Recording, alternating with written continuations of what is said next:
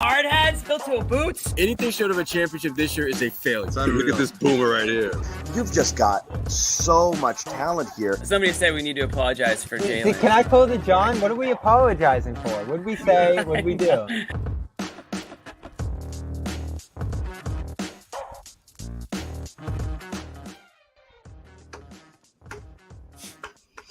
Bobby Manning is at the game, but really has nothing to do except come hang out with us. This might be the earliest Bobby has been in with us all season. Oh, no. I did it last show, too. And on Sunday, I will do it again. The Stay Ready crew, Bobby Manning is ready, and he's there. Josue is also there. We'll get him later. It'll be a relatively short show. It was a relatively short game, and I love these 2-hour games. I will say, and yes, Crispin, absolutely parroting here one of my tweets from tonight, maybe my only tweet tonight. The Stay Ready crew should be embarrassed for going out there and trying like they did in a meaningless game, because as we've learned, you're not supposed to try in these games, okay? You're not. You're supposed to try and lose, Bobby. So I don't know what these guys were doing out there. Explain. They followed Pritchard, right? He just went and they followed. And that's the one thing I can say about tonight, and probably the only thing I can say about tonight, is when he gets to lead the show, and we've seen it a bunch of times at this point, it's pretty fun. I mean, what he's capable of doing out there with that second unit, with no starters, that's the one thing you can take from this, right, John? Because maybe Hauser's going to play out of all the guys we saw tonight, Tillman, Cornette, maybe at certain points. But Pritchard's that guy we've looked at and said, he's probably your seventh guy almost every night. And for him to be able to lift up guys around him like this at this level, I know I threw out that stat that like 7 out of his 13 highest assist games ever came from March to early April. Something like that, 6 to 13. He's raised his level, and we've talked about the burst. You see that in a game like this too, able to create some separation, not turning the ball over despite how much he's doing. And we've praised his defense at points too. So this is the only thing that matters to me in a game like this, is you see potentially what Pritchard could give you with extra minutes in a playoff game if he gets hot, if he gets going, and they rely on him consistently night in and night out. Well, you know what? He's the one guy that when you think about the players from last season who are back, whose role was going to potentially be significantly greater than it was previously. When you look at the moves that they made to create space for him to potentially play more. And I give him a lot of credit because he's made the most of his opportunities out there, which is something that we haven't always been able to say with guys when they've had opportunities to play significant minutes or more minutes than they usually do. So Pritchard, he's ready for the playoffs more than I think any of the non-core guys, starter guys on this team. And again, every chance he gets to showcase what he can do when he's given an opportunity to play a leading role, he steps up and delivers. Yeah, not only that, I think it also kind of brings into focus a little bit, Bobby, the Delano Banton conversation from the other night. When you saw him, and we're talking about the type of stats that he puts up. Peyton Pritchard tonight is an example of what someone with, some measure of skill can do when you just say, it doesn't matter. Go do whatever.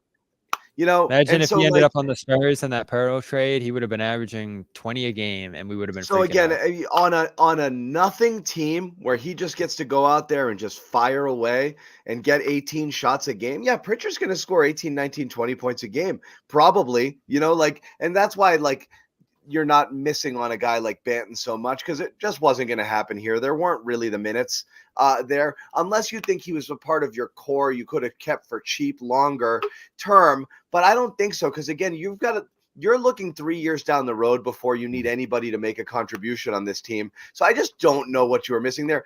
I'm not trying to revisit that fully, just to simply say, NBA players, a lot of them, when they are put in a position to do this kind of thing, can do this kind of thing.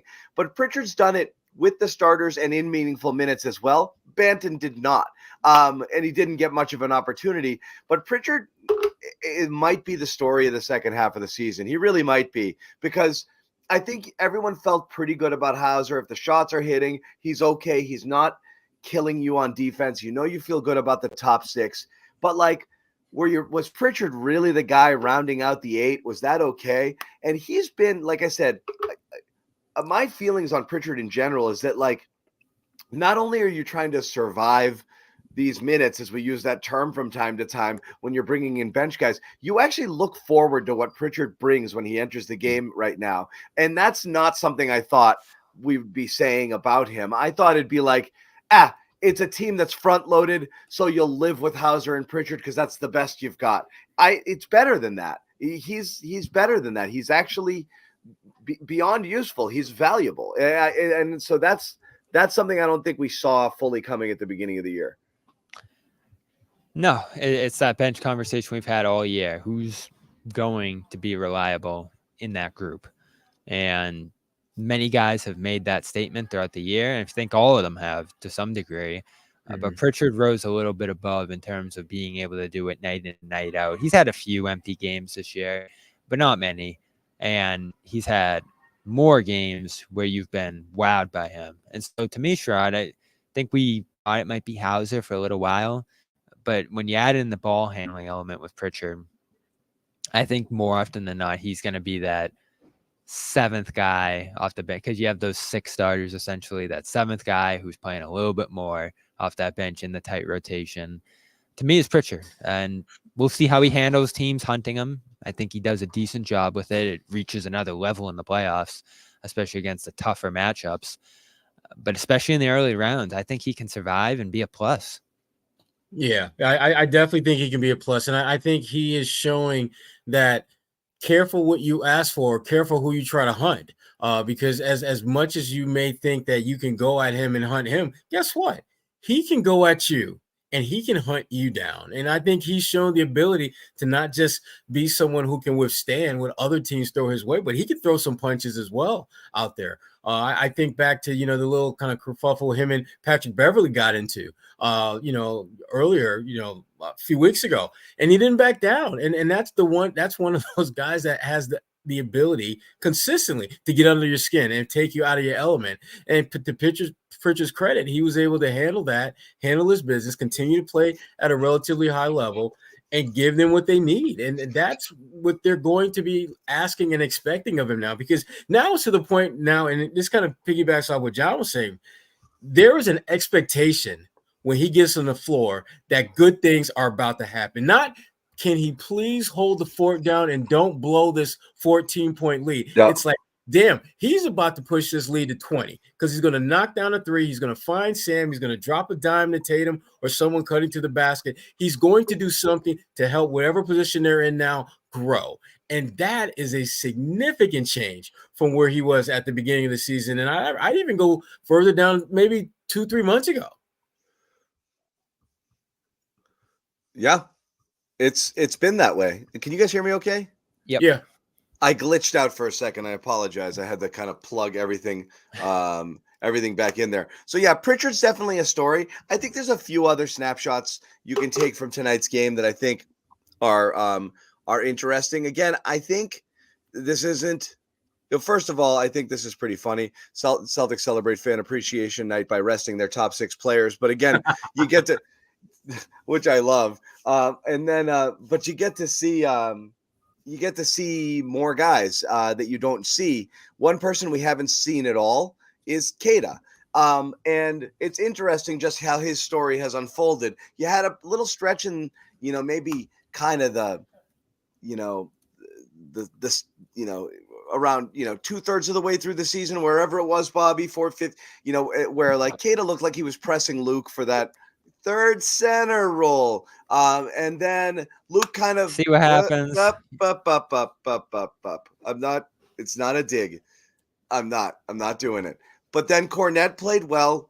He has Joe's trust. He was in there. And then Keita kind of disappeared, headed into Maine, did all of his things. And then what we thought would happen, he gets that contract end of the year. And now he's full. you wonder, and then you see Tillman kind of playing some rotation minutes here. You really do wonder what they're going to do. I really think it's going to be a very matchup dependent ninth guy in that playoffs. And I don't think Kata's out of the mix entirely, despite Really? I don't fully, because again, we talk about some of the things he brings you. And again, that offensive rebounding and just be able to be there in that presence and those putbacks and what he can do inside is just the easy buckets just you need reaches up. sometimes, right? He just reaches up and dunks it. Yeah. I don't know, It's an- John. Okay. I think I don't Kata's agree either. I think Kata is don't just think he's ready. basically running out the shot clock for them now, just out there because they just need a warm body to play. And it has nothing to me. It has nothing to do with his ability and everything to do with something, John, you pointed out earlier, and that's trust. I just don't think Joe trusts him. He likes. I don't. I think he's learned to trust Tillman because, again, the defense there and the Right. switchability. And despite the fact that Tillman continues to not have good-looking lines, and you have lines like tonight where Cornette, he's up there. He's a plus 30 with the starters, and he scores 10 points early, and he looks good. But there is something to be said about Tillman and the minutes he might get simply because of that physical presence, his ability to switch. But I am curious what happens here. But I think Kata starts tonight in place of Luke. He puts up 30. He puts up 30 points tonight. I really think it. I really do. Come on, John. You sound like me right now. 40 points then. I'm Okay. doubling down. 50. Who knew John John was Lord this is big of a not walking Kata through that fan, door, Sherrod? John. I'm You should just get a wondering. Kata jersey. Kata's about to go in the locker room, Bobby. Did you want to talk to him? Amit's in there holding your spot. I'll head out in a minute. Wait till Josue Okay. hops on here. Yeah, all right. So I look.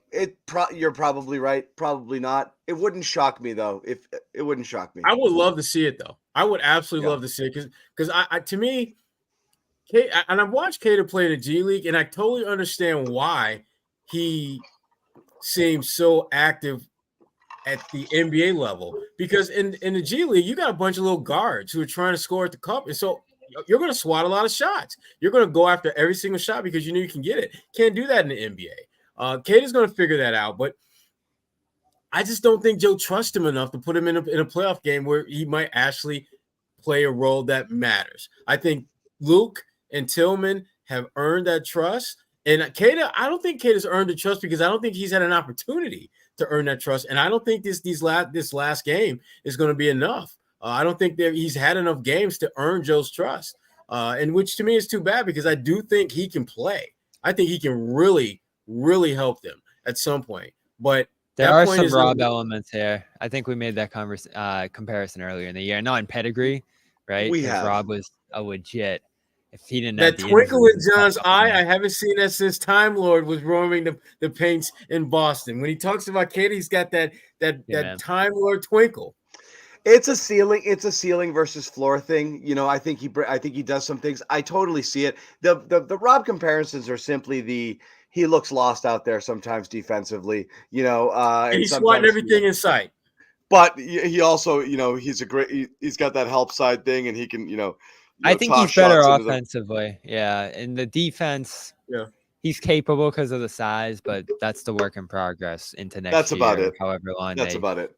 Roll with that development. There's a presence out there, and you like it. You never know if it turns into anything. It's tough, John, but it's an interesting element. And I thought he looked really good. I thought he looked, I think some seasoning over the last 20, 30 games in Maine helped him a little bit. He looked less lost, he's in a rhythm. It definitely looks more like in control and more like a ball player as opposed to a guy who can do some things physically. That was my takeaway in just seeing him really for the first time first time extended action in forever. Bobby, you're like, the main number one super fan. So you've been watching him play a bit there, but I don't know. It looked different to me. Yeah, he dominates up there, like Sherrod said. He could be the best player in the G League, period. It's easy for him when you go to that level just because of the size and the mix of skill he brings as well. So that's too easy for him at this point. You like seeing him in these NBA games and see what he's capable of in these spots. And that was, a borderline G League Hornets lineup on the other side tonight too. So you don't take a bunch of stock in it, but you do take stock in through all that inexperience and maybe not being up to 100% in the system and even some injuries early in the year. He had a foot fracture to start this year. Yeah. For him to still give you good minutes during that December stretch where Kristaps is out, Luke's out for a little bit there. I think there was another stretch later in the year where he played a couple games. He held the line, and this is what I keep saying about him because I was excited when they got him. He was a guy I always loved at Summer League. Kings loved him. They let him go because they wanted to sign JaVale McGee. But the Celtics to get him on that two-way, I thought that was such a heist. And we've talked about all these other teams that have done it, the Heat especially. I don't think he's a playoff guy this year, John. We'll see if he becomes their backup center down the line. But for you to get what you got from him this year as a two-way, that's incredible, I think. And that stuff doesn't get as much credit as the Holidays and the Porzingises and moves like that. But this was a really good find here. And after already finding Luke, Tillman looks like he's going to be in the mix here. And, beyond this year, John, Luke's a free agent. Tillman's a free agent. One of those guys maybe is gone. Maybe you can keep both. I don't really know.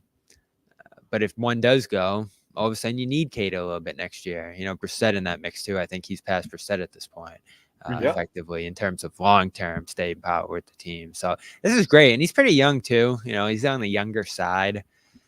There's a lot to love here. It's a real physical talent. He looked, like I said, he looked like he had it more together, and that's good. Couple other Playoffs, observations. though, I'd hit pause. You're probably right. I might have gotten out in front of my skis there. But I say this, and again, it's impossible to say this without sounding like it's an agenda. Hey, stay ready though. Stay ready. It's impossible to say what I'm about to say without it sounding like a dig, but I'm maintaining it. I think Tillman has trust or will have some trust in the playoffs because, as I said, the defensive versatility and the physicality, I don't believe Luke does. I don't believe, like I said, I don't believe Luke gets extended run in the playoffs unless there's a specific need. Didn't you think Luke was good tonight? I thought he was good. In the playoffs, I've always thought it's going to be white knuckle time. And was this a bad move? And I think he can get played off the court fast. And I think Joe can get. You're thinking of the old Luke. I think he's going to have a real quick trigger with him. That's all. And only because of that, I wondered whether, Kata might be able to get in there against bigger, longer. You get Orlando or someone like that. You might need a little bit more athleticism and someone who can get up and do things. So I don't know. I mean, I'm just thinking out loud here. Well, the big thing now is that Joe has options. I mean, remember, Kata was hurt for a pretty sizable chunk at the start of the season. Tillman wasn't around. So he really didn't have a choice but to play Luke and develop Luke and hope that he could, continue to get better. But now you've got a healthy Kata. You've got a Tillman who seems to be gaining the trust of Joe and the coaching staff and his teammates. And it gives you the ability to have a shorter hook with Luke because you have an alternative that can give you something that Luke doesn't. One game, Kata's replacing Cornette. No, I'm just Bobby. We're talking playoffs. We are not talking about this one. The bench might not even get there. We might not even get that far in the bench. Honestly, and Pritchard. You might. I don't know, John. They're gonna go double big in the playoffs. They've done it so we're beyond the point where it's experimenting and tinkering. Second half of the year, their rotations were going into double bigs every single game for significant minutes. And then you saw a little bit in a recent game. I can't remember what one exactly. The last one, maybe the Knicks or the one before that. You did that single big rotation and went smaller in the second unit. And it didn't look as good. And these double big lineups, doesn't matter who you're putting out there together. The Porzingis Horford one's the best one. But you put Luke and Horford. You put Luke and Tillman and Horford. Even Luke and Tillman a little bit, which you're not going to see, but they've tinkered with that. They love double big, and I think that's going to be part of their mix here, and that's what gets Cornette onto the floor. That's what gets Tillman out there in certain matchups. I don't think they're going to abandon that, and I do trust Joe when he said 2 weeks ago, we used our bench a lot during the regular season. We have to get to that in the playoffs too, and you might be right, John. Maybe it won't work, maybe those minutes will be so bad, and you know how it goes in the playoffs. You get away from it quick, and then maybe doesn't come back in the second half. At least in that first round, they're going to try to have all these guys in the mix at some point or another, depending on what the matchup is. And I don't know if it's going to get to Cada, but you're going to use Luke. You're going to use Tillman at certain points here. Yep, no doubt about it. We'll get in more on some of the stuff we saw tonight from some of the Stay Ready crew. But again, I don't think it goes far beyond the guys that we talked about here. As far as tonight goes, we do want to tell you a little bit about. Let me tell you. What am I telling you about? Where is it? Where is it? Did I lose it? Oh yeah, PXG. There it is. What do you know about PXG, Bobby? You kind of golf, right?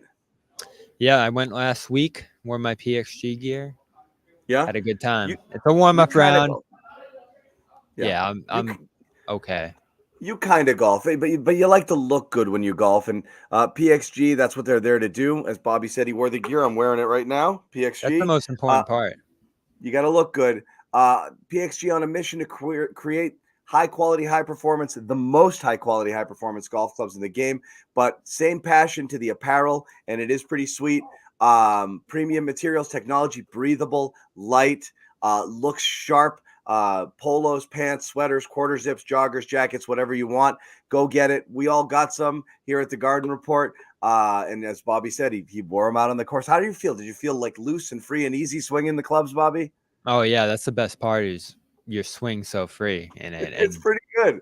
Yeah. Really, it's really free. I really dig this shirt. Anyway, check it out if you want to. And I have a few golf shirts. This is not a joke. This one feels the best. I love it. I really do. So check it out. Summer collection's out. Head over to pxg.com/garden. Use code GARDEN and check out. Save 10% on all apparel. I've already ordered another one, even though I got one free. We might have to get out there next week, John. We have a whole week off. I'm thinking about it. Going on. Amit will record. We'll wear PXG. Yeah. Fun. I may get out there. I'm in Vegas next week at a conference. Oh, they got a nice course there. They got a few. They got a few. So I'm thinking about it, but I'll bring the PXG gear just in case. But check it out. pxg.com/garden. Save 10% on all apparel. And those guys who want to get moving and you want to get into it, the play-ins start here. Get in on the action with PrizePicks. Okay, play-in games next week, playoffs next weekend, NBA, NHL, whatever have you. You pick your players, go more or less on any statistics, and that's it. That's how you get the cash to roll in. You want to take advantage of this deposit here or the special offer. If you download the app and put in the code CLNS, deposit $100, immediate 100% deposit match, up to $100. It's right there, bing, in your account. You can use it. And as we said, pick your players, 4, 6, whatever, more, less, and win up to 10 times your money. Go to PrizePicks once again, promo code CLNS. Couple things going on in and around the league tonight, which are interesting. For a split second, the Sixers had moved up to the 6th seed by beating the Orlando Magic. And then a couple of minutes later, the Cavaliers beat the Pacers, and Orlando shot right back up now to the 5th seed. Orlando had fallen to 7, and with the Pacers loss, they go to 5, Indiana to 6, and Philly goes back down to 7. The Sixers have won 7 straight games, and that they're still fighting for it here, guys. They're still fighting for this last spot. So they are still in play-in territory despite what they've been doing. Yeah, and the most important factor is Embiid goes down tonight. But he came back. But still, not a great look. And that's happened a couple times to him since he's returned, tweaking it and not looking good, and then trying to just push through it. So that's a factor there too, into that playing game, of course, if he's not himself. But again, you got it all comes down to Sunday here. Now he had 32 tonight. Mm-hmm. He did. Magic, Bucks are obvious. Bucks at this point. Bucks are in a weird spot. Okay, Bucks did not want to get to this point. If you look ahead to Sunday, right? Bucks they have the tiebreaker over the Knicks. They're now tied in the standings. Knicks have to win and the Bucks have to lose. Bucks are playing the Magic, who are trying desperately to stay out of play-in territory. And honestly, you're going to have to play your guys to not lose that game. It's in Orlando. That's a losable game for the Bucks. And the Knicks are playing the Bulls, and the Knicks could flip-flop there and go to 2 with the Bucks going to 3. That would be a bit of a development. If the Magic hold and they win there, they're going to hang in there and stay out of the play-in territory.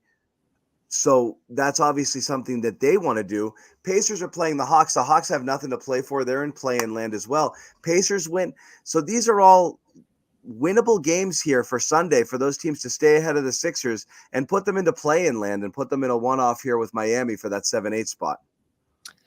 Yeah, and at this point, you're looking at the Magic if they end up sliding further into that play-in game where they'd probably lose to the Heat. Again, you never know who's going to win. We still have to talk about 9 and 10 to some degree too, even though I'm just about ready to rule those teams out. The Magic would be that team. I have a lot of respect for them. They've had a great year. They have a tough defense, and they've made it hard on the Celtics in the past. Yeah. But if they end up sliding down into that 8 seed and it's Magic Celtics round 1, which was inconceivable because they were doing so good and they were so high. Yeah, they were in the 2 spot for a little bit. Yeah. So if that happens, we've talked about it all year. Do you want someone to wake you up a little bit? Do you want someone who you can slide past? I think that's been more your thinking, John. That's probably a team you could sweep. So if you're looking for Magic, if you're looking for the easy first round, that's the one you want, I think. How interesting. I don't think you're going to sweep them. Their offense is abysmal, Sherrod, though. They're tough. I know. They're well coached, but they can't score with you. The strength of that team is their defense. And in the playoffs, that's typically the difference between you getting from one round to the next is your defense, or at least challenging a team in a round is your defense. Well, this brings us back to the conversation from yesterday. Are you showing up as the mid-season kill everybody Celtics? Or are you showing up as we're playing the Magic? We got this Celtics. Because if it's the latter, there could be some trouble there, Sherrod. Yeah, it's going to be six game series at that point. But if you take it seriously, you're sweeping them. If you take any of these series serious, I mean, I think there's only maybe top 5, top 6 teams in the East. If they took every single team seriously, you might have 1 or 2 series that might go beyond a sweep. Right. They're that dominant when they lock in. They're that dominant. So, based on what we've seen, that should be true. Yeah. For some reason, we don't trust them, and that might be rightfully so. Well, that's because we're banking on history. I mean, our history tells us not to trust this team. History tells us that they're going to have a letdown when you least expect them to have one. There's something to be said for that. You know, I'm going back and forth on the God, we're going to roll these guys opponent versus the one that's a little bit tougher. That Atlanta series was infuriating last year. Infuriating. Just made absolutely no sense what the hell was going on. No sense at all. I'll say it. I don't not trust this team, but I don't trust this team until I see it. Okay. And I think you're going to get a good indication early what's going on here. Because if there's any measure of fucking around in the playoffs again, it's like, nope, they have not learned. Meaning at any point in time, they can go into that mode. You know, I don't believe this is a team that's going to struggle in game 1 in the playoffs and it'll be a wake-up call and they'll never let their guard down again. If they get into that stuff and we've got games where we just didn't come out with fire tonight, I'm out. We just didn't have it tonight. If we get one of those in the playoffs, I'm out. Okay, so out. Someone just said in the chat they'd be stunned, or they wouldn't be stunned if they went 12-0 in the East. I'd be stunned. I would be. Yeah. I would. I mean, that would just be such a level. And Luis is right. I'm with you. I have trust issues with this team too. It's hard not to. And they're different teams, Sherrod, but the history, the mentality still there to some degree. It is, and every now and then it'll seep out, Thank you, and then you're LaShawn. reminded of We've it. all been watching. Yeah. Sorry, go ahead, Sherrod. No, I was just gonna say I want to trust him. I do, but I can't because you don't want to get Charlie Brown, where Lucy's got the football and you're ready to go, and the next thing you know, you're flat on your ass. Why? Because you trusted him. They should sweep most of the teams that they see in the playoffs, but they won't. And I don't care. I don't care about that. I just care about them playing at a level that you should be, that shows respect for your opponent. That's why I don't care about the opponent. I don't really. I was just going to ask you what you want. I only don't want Philly because honestly, they might be the second best team in the East. That's the worst. That's a ridiculous first round matchup. With Embiid back, that's as dangerous a team as you're going to face. That's like an East Finals in the first round. Which it's closer to an East Finals in the first round.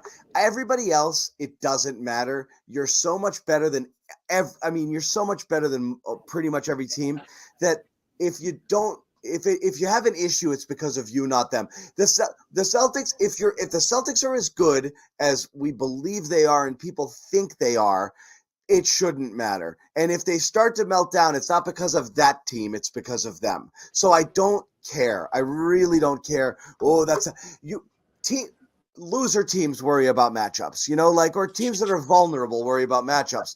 The top teams don't. Loser teams do what the Heat do. They play zone and do tricky stuff and try to mess with you. The Celtics are here's my guys, go roll the ball out and win. That's what they're supposed to do. But Joe said they're not hiding anything. There's nothing they're pulling out in the playoffs. What they've done this year is what you're going to get later. Yeah.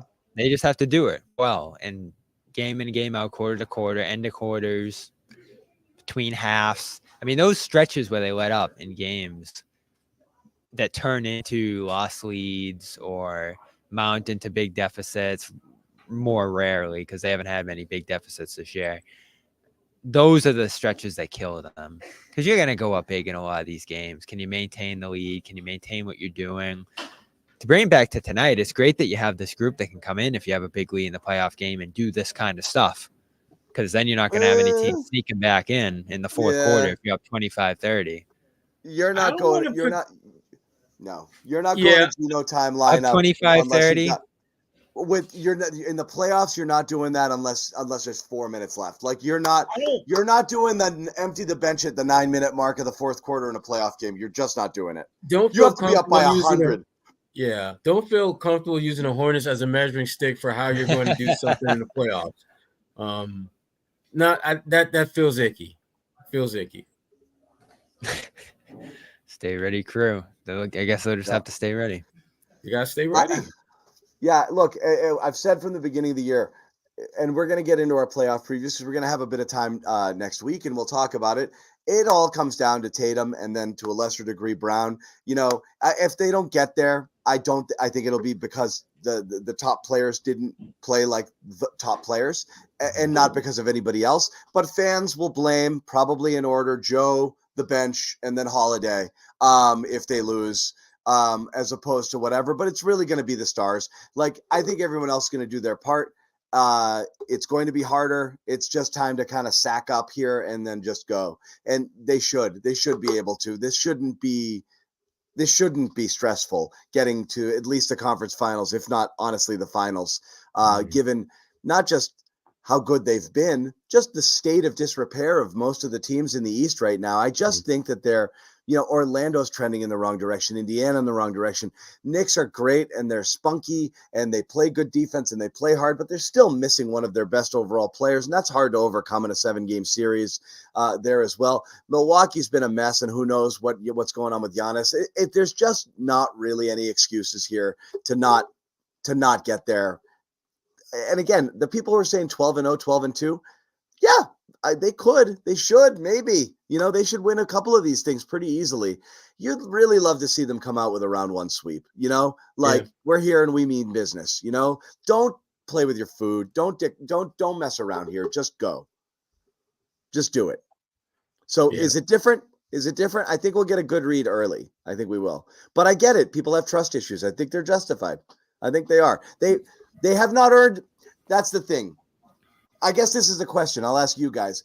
Has the regular season, do they get the benefit of the doubt because of how well they've played in the regular season? Or do they not get the benefit of the doubt because you've seen at least the core two and the best players on this team not be able to do it in years past? Because again, it's really only the two remaining here that have had their hands in all of the disappointment or all of the near misses over the years. Do they get the benefit of the doubt or not? No. No. I'm not. No. Their body of work. Go ahead, Bobby. I felt all along that they're going to get through the East. Maybe it's in torturous fashion. Maybe it's longer of a path than you would want it to be. It's just you get down to that thing of, can a team beat you 4 times in a week and a half?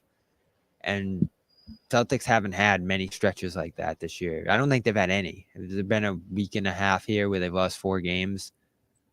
Again, that's all scheduling, but to be this consistent, to see their A game this often during the year, because again, we compare it to last year a lot, and I think it's valid to some degree because the core pieces are the same. And this is what we're talking about here, right? It's Brown and Tatum and their ability to carry them. But you change so much around them, and that altered their consistency so much this year that I do give them the benefit of the doubt to some degree. Because all I can go on is what they showed us this year, and the team's so different this year, John. So the fear is there for me. I agree. It's so different. I don't know that Tatum and Brown are different. And again, it's not a knock, but I think it's those guys. You're going to need them to elevate you in those times. And I do get nervous about it. That's why we talk about crunch time so much. Yeah, exactly. Because it's going to be on them. About it because Tatum's given us a reason to not want the ball in his hands in critical situations. And that's not a feeling you should have about your best player. It's a weird feeling to have entering the playoffs, that when things get really tight, give it to this guy and he'll make it all better. And you don't have that feeling with the guy who's supposed to be your best player. And that's a little weird. You're reliant on the whole machine functioning at an incredibly high level, which it has all year. And that's what they've been good, but that might be regular season stuff. Sometimes you just have to one guy's just got to make plays and got to do it when it counts. And Tatum has not given you reason to think he's that guy. And that's a little worrisome, there. But again, they might be so good where they may have most teams at arm's length throughout a lot of games, and then you don't really have to worry about it. So that's what you're hoping for. If you're the Celtics, that's the best case scenario, so that you won't have to deal with those Tatum late game execution questions and issues. Because if we're really being serious and honest, their best late game performers are Derek White, are Kristaps Porzingis, Jaylen Brown, and then you're probably looking at Tatum as the fourth. And so at that point, he's better off being a late game decoy than a late game go-to guy. And that's where, to me, it gets a little bit dicey if you're the Boston Celtics, because conventional wisdom tells you, it tells John, and tells all of us that down by 1, 10 seconds left, get the ball to your best player, get out of the way. When in reality, it's down by 1, have your best player dive to the basket and find Derek White in a corner for a wide open 3. Yeah. Or have Derek White run an action your screen with Porzingis and get things moving. But yeah, I don't know. And I don't think there's anything wrong with your best player not being the best player in those moments. Because if you're all about saying we're a team, if you're all about we need to do what's best for the team, the collective, then you're going to be okay with Tatum as a decoy in the last minute or the last 30 seconds of a game. If it means the guys who normally excel in those moments, his teammates, are in position to do that.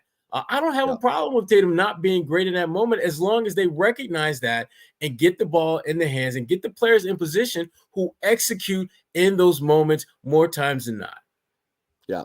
So again, that's some stuff that we're gonna.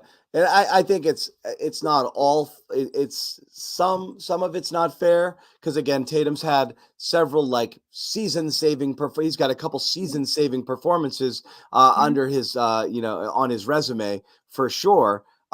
So again, there's been moments where he's absolutely been the only guy on the planet who could save this team, from a calamitous ending. And this year, again, they're just overall better, so you've needed it less, and that's fine. I have 2 Bobby Mannings on the screen. I don't know why, but that's fine. I'm going to stick with this one's out. This one's no good. We're going to try this one. Is that one better? Some connection issues there, yeah. Let's put the other one on here too. He's gone. That's what frustrates me about the coaching sometimes, Sherrod, is I do think Tatum's willing to defer in those spots based on everything we've seen from him last couple of years, based on everything he says. I even asked him after that Atlanta game, you okay going in a different direction? Because they did in that overtime, if you remember, for the Brown shot. Mm-hmm. And he said, sure. They had him die. Yeah. That's fine. So yep. He's more than willing to do that. So Joe is coach. Drop something different. I don't think there's anything so because if you had a star player who demanded that, and who knows, maybe he does, and we just don't know. That's different because you don't want to lose that player. But I don't think that's who Tatum is. Do you think he would have any problem deferring in those positions, John? Maybe not every time, but we're talking about variety. Right. I don't know. We've always talked about it. And look, and we're talking about a scenario that may or may not come up a lot in the playoffs. You don't really know when you're going to be in those close and late situations. You just expect to. So I think we're putting a lot of stock in the last 30 seconds, who gets the ball in their hands sort of situation. And yes, I think oftentimes you're going to keep giving it to your best player because that's what you're supposed to do. But it really is more a matter of, it's less that, and it's more a matter of the hijacking of the offense. It's what's scarier than a tie game with, than being down 1 with 20 seconds left, having a 10-point lead with 5 minutes left, that's scarier to me because that's where you see some of those worst tendencies come out. And that's the stuff that you want to kind of get out of you wish they had flushed out of their system a little bit. When people talk about the late game execution, I think there's just too much focus on Tatum going ISO, smothering the ball, or Brown doing it, dribbling 28, 30 times, and then, settling for a pull-up while everybody else is standing in the corner. Those suck. It's just how sometimes they get there when they it's the worst number for me, Bobby, with them is the pace of play, the fourth quarter pace of play number, how it just drops to, they're a top third of the league overall, and then I think they dropped to 28th or something in the fourth quarter. It's really, really, I think really 2-point games under 2 minutes, they're last in pace. Yeah. Yeah. So that's that stuff. It's you want to get that out of here. But couple more things. Switching back to tonight, we haven't heard from the people in the game. And again, we'll have a lot of time to dissect the Celtics in the playoffs, who again, all of us believe, almost the conversations we're having, just to be clear, are not they're going to lose because Tatum can't hit shots late. It's really only what could possibly derail this team on what looks like should be that's why we're talking so much about it. There's run to nothing the else. Championship, and that's about it. But tonight, what we did see was some pretty good stuff from the Stay Ready crew, primarily Peyton Pritchard, who again looks like a guy who absolutely belongs out there on the court, regardless of the situation. And I think, as Bobby has said, you know who your top 6 were, and you knew who they were coming in. Pritchard is 7, and he's really his minutes have been really valuable. Here is Joe Mazzulla talking about our man PP with an assist here from Josue Pavon. Tremendous strides this season. Another solid performance out there. Obviously, without the top 6, just really put it all together this year. Just overall, just what have you seen in sense of his growth throughout the course of the regular season? Just being a complete player from the standpoint of every game is going to be different, and he affects the game in many different ways. So he's obviously, having a consistent role for an entire season is really beneficial, which I think this is the one, it's the first time he's had that, where each and every night exactly, when he's playing, where he's playing, and kind of what the potential is. And so I think a little bit of that, and then every night it could be different. It could be shooting, it could be ball handling, it could be defense, it could be rebounding. And then he really takes pride in game management, end of quarters, start of quarters, scanning the floor. So he's it's been really good to watch him play. And we'll welcome in Josue Pavon. Josue, did you also ask Joe why they tried tonight in a meaningless game? Because did you ask him? I didn't, but for some reason, Gary Washburn, believe it or not, caught a stray. I mean, the dude didn't even ask a question, and Mazzulla walks off the podium and goes, "Hey, Gary, did we bounce back well tonight?"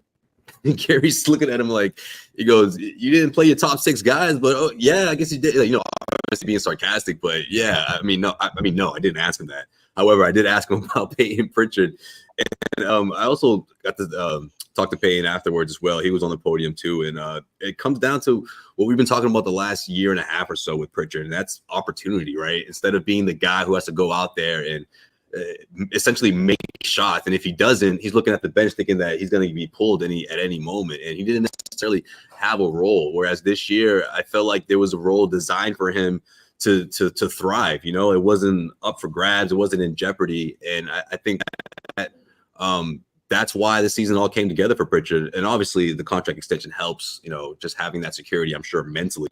I didn't get to ask him about that, but when he talked about how his role has changed drastically and how he's able to grow this year as a distributor, as Joe Mazzulla put it, someone that kicks off quarters the right way for the offense and controlling it, ending quarters strong, game management, things that are really important to Pritchard beyond 3-point shooting. And I'll take it a step further, just overall being a constant threat to drive and attack the rim. I think is a part of his game that's really opened things up for Pritchard, and that naturally, as a playmaker, things come to you easier. I feel like with Pritchard before, he was a little hesitant in terms of just being aggressive and constantly applying that pressure, whether you're going to finish strong or not. You're just being a constant threat opens up the offense, and I think Pritchard learned that a lot this year in the sense of how he's grown as a distributor / scorer, beyond being a 3-point shooting threat.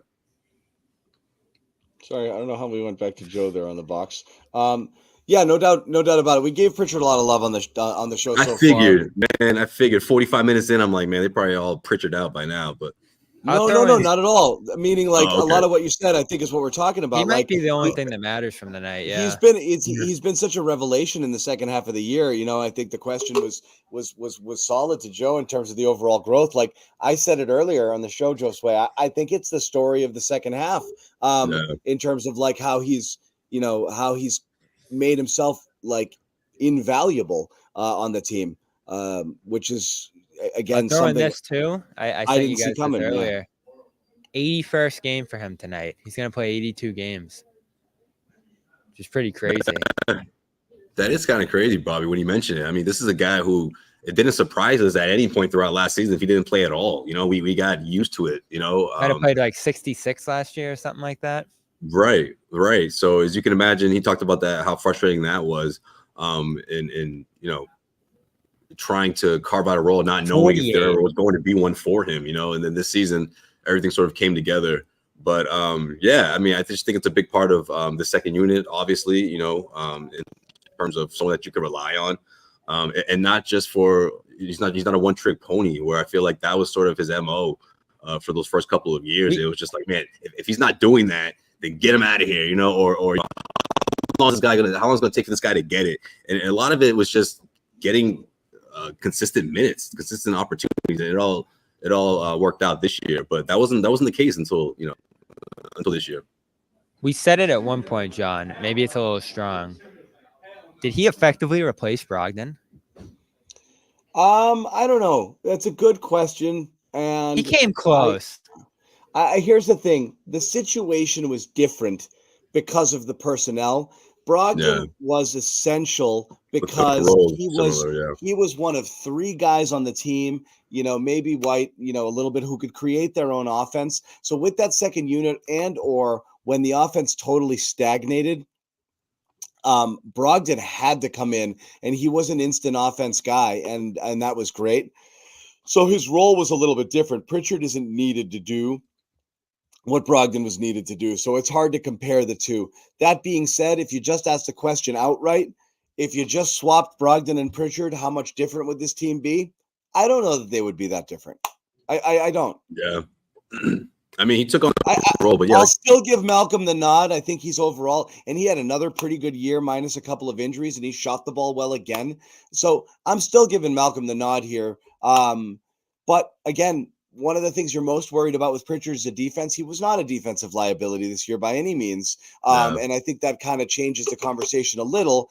And Brogdon was not great at all at defense, but at least he has a little bit more size, but he couldn't keep guys in front of him at all. Pritchard does a much better job keeping guys in front of him than Brogdon.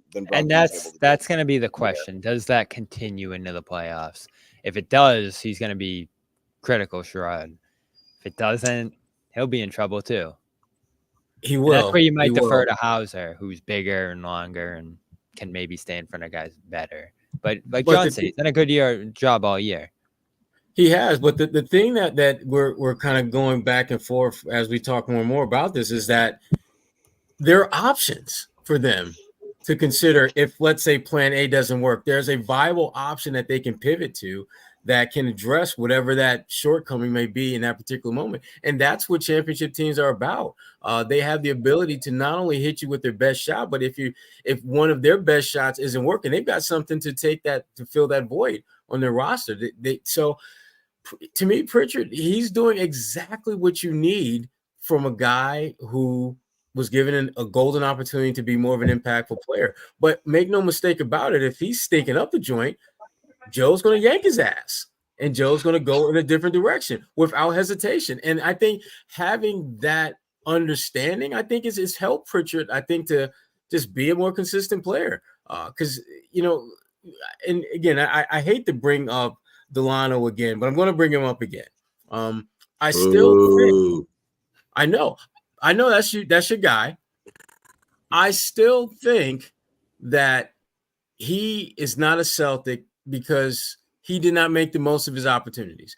Pritchard is a guy that, to me, Pritchard, he's like the gambler who bets all on a certain color and number, hits, bets a little bit more, gets a little bit more money, and the next thing you know, they're building up their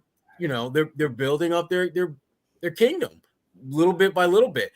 Banton crapped out from day one, and when he got another shot, he crapped out right away. He really, I mean, let me pull up those stats again from him here. He shot like 30% from the field and like 16%. Are you putting up the stats in Boston or the ones in Portland? Boston, yeah. Yeah. He Who's Grizzly? Shot 37 from the field, Celtic. 12 from three. Yeah. I mean, in what world are you going to get minutes on the floor unless your daddy is the coach? And that ain't Joe Kidd. We've seen Joe's kids. That ain't one of them. Wow. Who would have thought Van would come up again here? No, it's just Van came up before Grant tonight. How'd that happen? Well, so that's where I'm going to take it, and that's where we're going to end it. Okay. So here it is. Should we play it? Do we have it?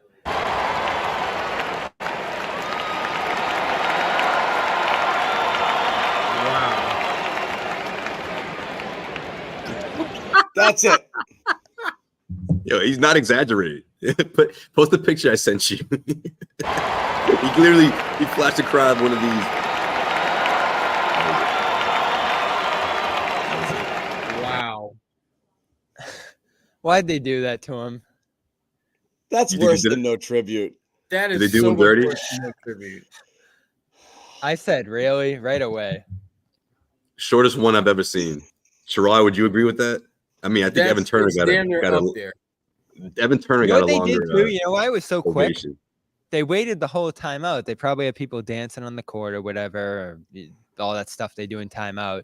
Then right as the teams were heading back onto the court, they go, Grant Williams. And then like they had to switch. No. They dropped the mates welcome back first. But then it said welcome back Grant Williams for like 3 seconds.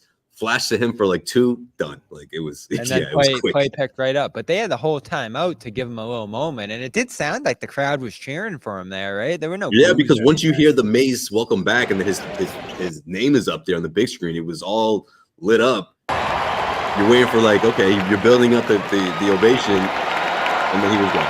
Nice little ovation. 1, 2, 3, yeah. But look, the play starts going, so there's no time for the. I think they screwed up. Or do you think that was intentional, John? I think it's funny either way. Good answer. Good Yeah, answer. it really is. I've never seen anything like it, guys. Come on. You're supposed Kelly to let it Olynyk, last the whole time Evan out Turner. this way. Huh? You're supposed to let it last the whole time. You would have had 2 minutes for the crowd to give him a little moment. Instead, you just went. I think even Grant felt it too. He was like, "This is gonna be quick. I'm not standing up." And they did the same thing to Rob. Rob didn't even know he was up on the screen, and then he was gone. Come on, guys. I know it's not Brown and Tatum, but these guys helped them make the they didn't finals. do Rob like that though. They had it on. He was on. He had some. He was on a little longer, but it was what? His 10 camera time seconds? was longer. Plus, it was other guys too, so they were kind of paying. Yeah, he had to fit in with some other They threw guys. Ben in there because it would have been rude not to mention him. But yeah, I don't Didn't like happen. it. I think Rob was embarrassed because he didn't want attention. Grant was embarrassed because that's all the attention he got. So there's a difference between the two. So did you guys talk about? Did you guys talk about your question to Joe about Grant? I thought that was interesting. How the way he. Well, is the way that he part of played. it? They just want to move on. They gave Smart the whole show, which was warranted for 10 years.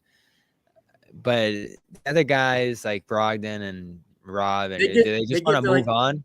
They get the starter kit version of. I guess they wanted to give Rob a video, Yeah, right? the basic joint. Yeah.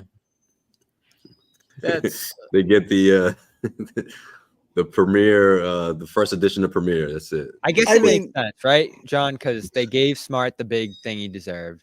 as They were gonna give. They were gonna give Rob a video, which he definitely deserved.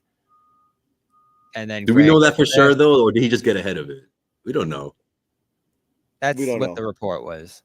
Yeah, I think maybe he just got ahead of it and said, "Hey, if you guys are thinking of doing it, don't." And they're like, "Okay." So I guess It's it possible. makes sense. Yeah, that's a really good point, Josue. Is it might have just been that, Yeah, like, right. So Grant gets this, and Brogdon gets next to nothing. 6th man of the year in the 1 year he balled. Brogdon played 1 year. yeah, that's the Grant thing, was guys. drafted, and he played his full rookie deal with you, and He did deserved some a little But more if you, than that. but John, tell me, he but tell me, deserved more tell me I'm wrong than here, though. Brogdon. if Yeah. that 1 year is a championship, standing ovation. Not to Everybody's on mention their feet. that Brogdon's back, everyone. Like it would have been completely different. But 1 year, you didn't get to the finals.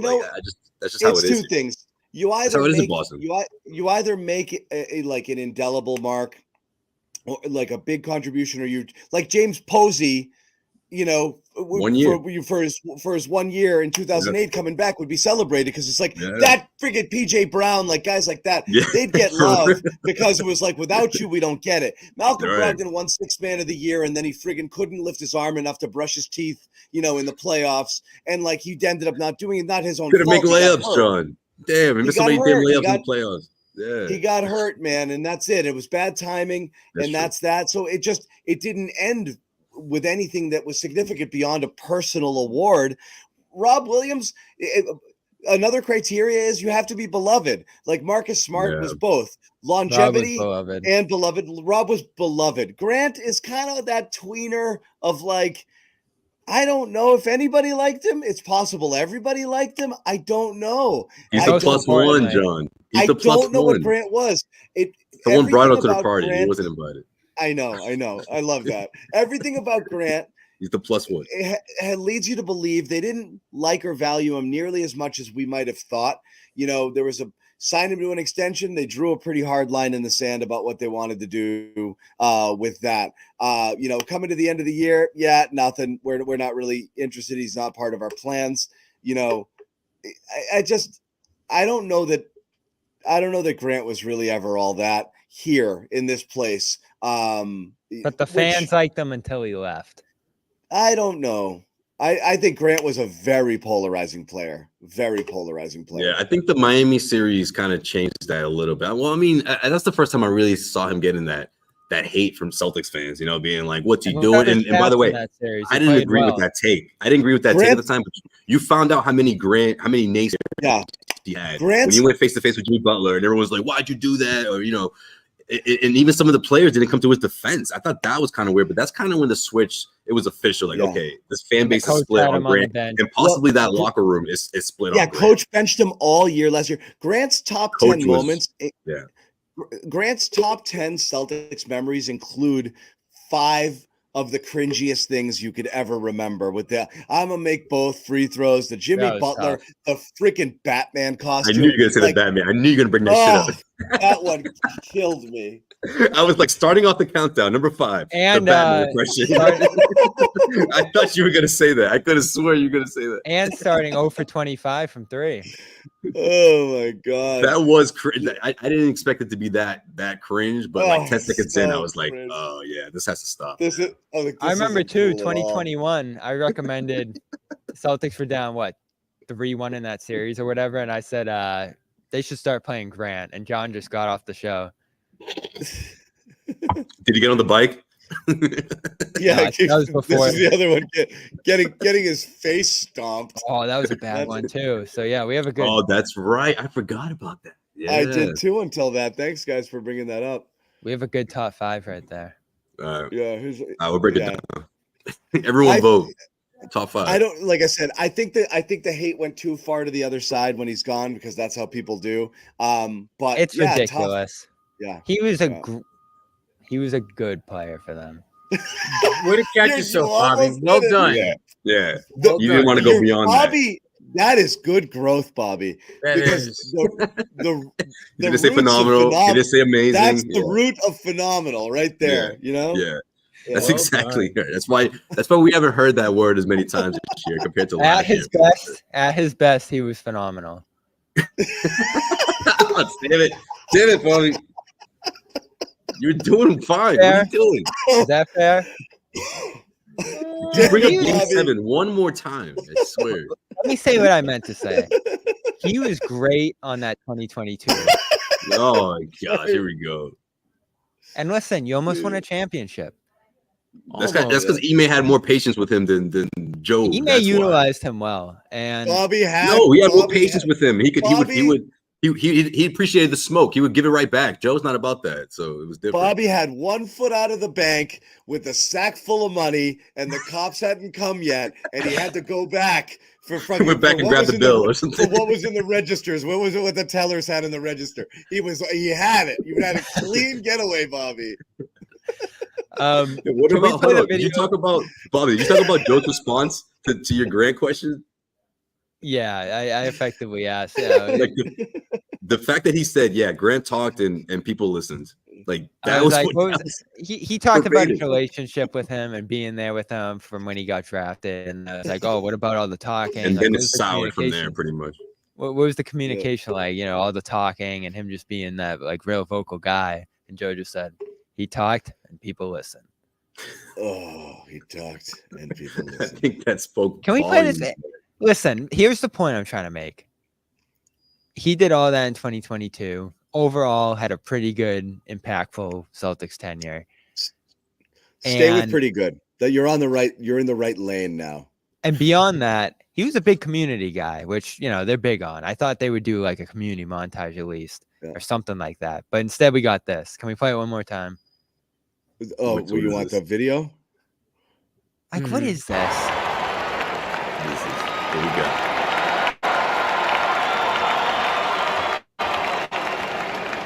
Oh. Like, I don't care what you think of him. Can we all agree he deserved better than that?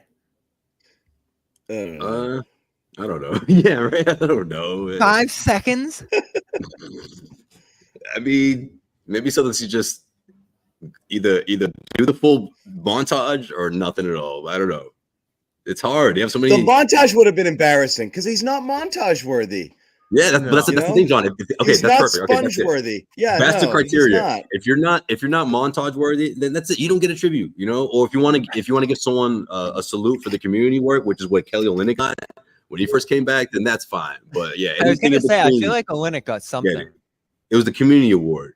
Yeah, it wasn't like Heroes Among Us, but it was something similar. They just shot him out for everything he did throughout his tenure here, and picks, videos, all the stuff that he did at various schools and public events. But yeah, I mean, look, my whole thing with Grant, I just think that obviously pissed people off like to a greater level than anyone knew.